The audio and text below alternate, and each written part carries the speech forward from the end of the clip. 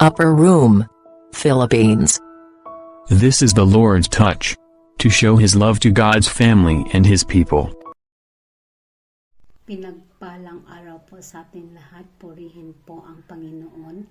Salamat po sa salita ng Diyos na paalala sa atin ngayon. Kapatid, kumusta? Ano ba ang tunay na mahalaga?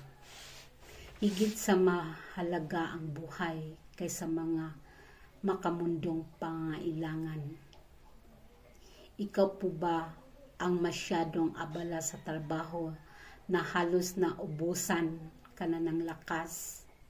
Ikaw po ba yung taong na masyadong pinagod ang sarili sa trabaho para magkaroon ng pera upang matugunan at matustusan ang mga pangailangan? Kapatid, hindi masama ang pagtrabaho po. Pero magiging masama ito kung ang ating buhay ay doon nakatuon, doon natin ginugol ang oras na kakalimutan na nating unahin ang Diyos sa ating mga buhay. Kaya sabi sa salita ng ating Diyos sa Luke 12:22-23, huwag tayong mabalisa sa mga pangailangan natin sa mundong ito, sapagkat God will always provide. Hindi tayo pabayaan ng Diyos, lalo na kapag inuna natin siya sa ating buhay. Ano ba ang tunay na mahalaga? Ano ang saysay na mayroong kang blessing, mayroong kang kutsi, mayroong kang ari-arian? Anong saysay ang lahat na yan if you will not be with God in eternity? Hello.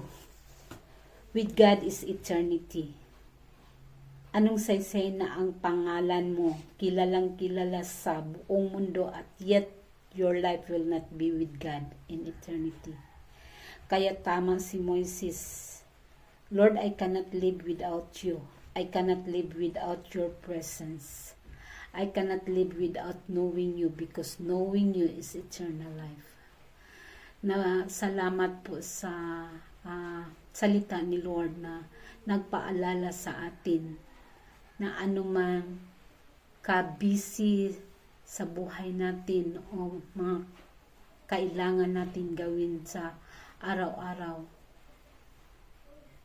nag-remind po ang salita ni Lord para sa atin na hindi natin pabayaan ang oras natin kay Lord. Be always prepare, dahil hindi natin alam ang oras sa pagdating sa Panginoon para kunin tayo. Mas mabuti ang mga bagay, yun ang bagay na mahalaga para kay Lord. Yung mga bagay na para sa kailangan natin, hindi masama yun, pero mas maganda yung investment natin kay Lord. Yun ang hindi mawala. God bless po sa ating lahat.